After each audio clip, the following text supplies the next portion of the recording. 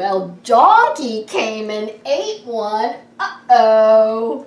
Gobble, gobble, gobble. Hee-haw, hee-haw. Donkey, cried the farmer. Save some for me. Oh, the poor farmer.